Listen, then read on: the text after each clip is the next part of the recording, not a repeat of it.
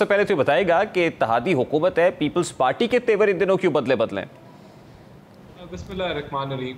देखिए, मैं समझता हूँ कोई वजह नहीं है कि कोई इख्तलाफात उठें, क्योंकि मल्टीपल फोरम्स मौजूद हैं जहाँ अगर उनकी कोई एप्रीहेंशंस हैं वो रेज़ की जा सकती हैं। काबीना सबसे बड़ा फोरम है, ECC मौजूद है, और फिर वैसे भी वज़ीर आज़म कोलिशन पार्टनर्स को बड़ा लंबा चौड़ा टाइम देते हैं, उनकी बातें सुनते हैं, उनके मसाइल हल करते हैं। तो अगर अभी भी इश्यूज़ हैं तो वो इन फोरम्स पे हाईलाइट करके उनका हल जो है वो निकाला जा सकता है। तो पब्लिक एरिना में तो नहीं तुक बनता कि आप इन इश्यूज़ को रेज़ करें। हम राब्ते में हैं और बड़े अच्छे राब्ते में हैं, तो मेरे ख्याल से ये जो इश्यूज़ हैं ये कोई इतने संगीन नहीं हैं जिनकी कंक्लूजन पे हम तो राजा साहब, बुनियादी एप्रीहेंशंस हैं क्या? वो क्या रिजर्वेशंस है जिसका इजहार पीपल्स पार्टी इस हुकूमत से कर रही है? ये वो क्या चीजें हैं जो हुकूमत पीपल्स पार्टी के लिए पूरी नहीं कर सकी?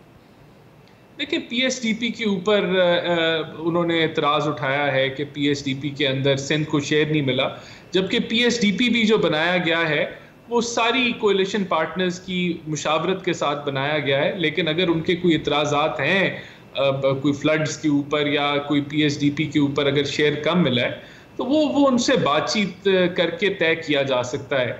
बाकी तो मैं नहीं समझता और कोई सीरियस नौयत के कोई ये इश्यूज़ हैं। ये भी माइन्यूट इश्यूज़ हैं जिनका पहले भी इनसे मुशावरत रही, बजट में भी मुशावरत रही, और अगर तब हाईलाइट हो जाते तो तब ये इश्यूज़ बनते ही ना। लेकिन अभी भी जो है जहां हमने इतना अरसा गुजारा है, स्मूथली गुजरा है। चले sir, frankly speaking people's party election से पहले नैरेटिव बिल्डिंग कर रही है। जाहिर है इलेक्शंस है तो इलेक्शंस नैरेटिव की जंग होती है। तो at this point in time PMLN के पास, जो बुनियादी तौर पे इस कोलिशन गवर्नमेंट को लीड कर रही है, उनके पास क्या नैरेटिव होगा इलेक्शंस में जाने के लिए? देखिए, हमने 5 साल जो हुकूमत की 2013 से 18 में, उस वक्त महंगाई ऑन एवरेज 5% से कम थी।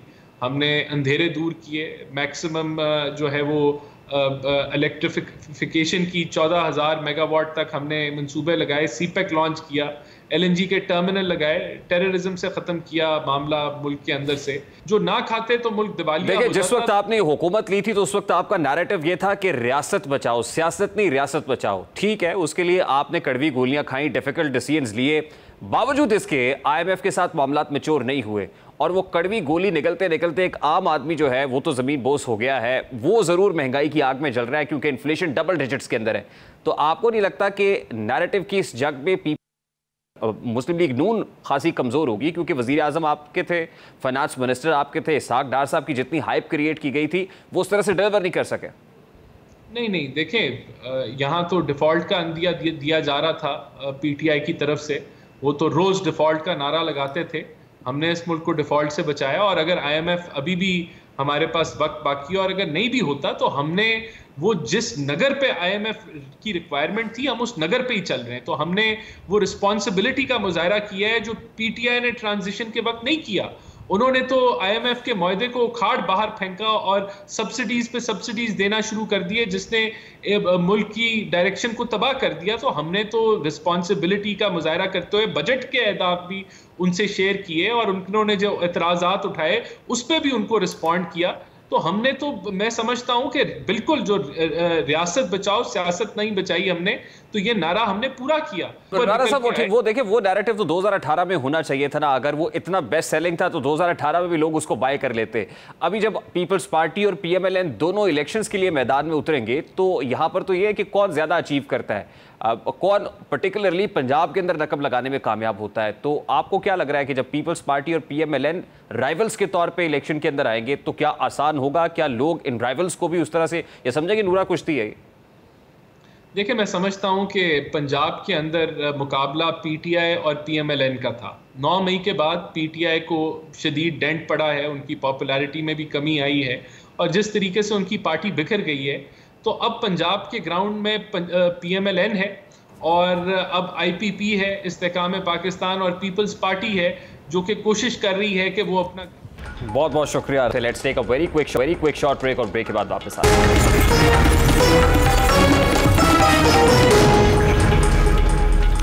ज़मीन पर मौजूद हर इंसान की 3 बुनियादी ज़रूरतें हैं जिनमें खुराक, तहफ़्फ़ुज़ और इज़्ज़त नफ्स शामिल है। लेकिन गहराई से मुताला करें तो ये बात रोज़े रोशन की तरह आया हो जाती है कि इन तीनों बुनियादी ज़रूरतों में इज़्ज़त नफ्स वो ज़रूरत है जो बेशुमार इंसानों के लिए दूसरी 2 ज़रूरियात यानी खुराक और तहफ़्फ़ुज़ से भी ज़्यादा अहम है। इस मिसाल को यूं समझने की कोशिश करते हैं कि इंसान को हर रोज आप खाना फराम कर रहे हैं, लेकिन साथ ही साथ उसे खाना फराम करते हुए जूते भी मार रहे हैं और गुर्बत के ताने भी दे रहे हैं, तो क्या वो फिर भी आपके साथ खाना खा लेगा या आपसे लेकर खा लेगा? यकीनन वतन अजीज में गुर्बत इस सतह पर आ चुकी है कि हो सकता है कि कुछ लोग फिर मारपीट सहकर भी आपसे खाना ले ले, लेकिन याद रहे कि उनके साथ होने वाला बुरा सलूक और उनकी इज्जत नफ्स की पायमाली उनके जहन में मुसलसल नक्श होती रहेगी।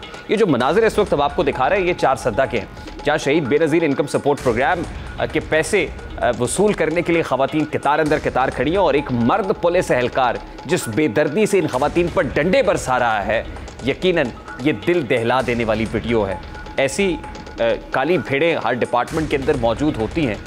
अगर ये कोई काली भेड़ पुलिस डिपार्टमेंट की बदनामी भी कर रहा है और ओवरऑल पूरे प्रोग्राम को डैमेज भी कर रहा है, तो अरबाब इख्तियार से ये दरख्वास्त ज़रूर है कि ऐसे अनासर की सख्त सरकूबी होनी चाहिए। प्रोग्राम का वक्त अपने इख्तिताम को पहुंचा। आपसे मुलाकात होगी इंशाअल्लाह कल। अपना रखिए ख्याल। अल्लाह हाफ़िज़।